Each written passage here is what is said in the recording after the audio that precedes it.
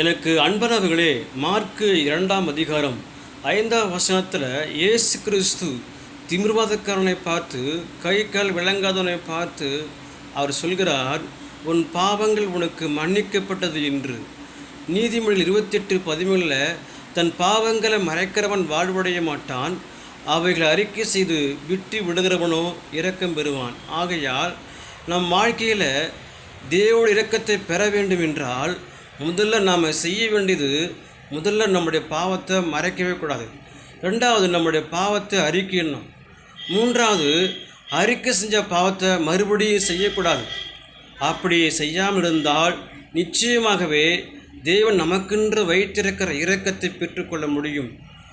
திமிர்வாதக்காரனுக்கு அவன் பாவங்கள் மன்னிக்கப்பட்டனால்தான் அவன் இரக்கத்தை பெற்றுக்கொண்டான்.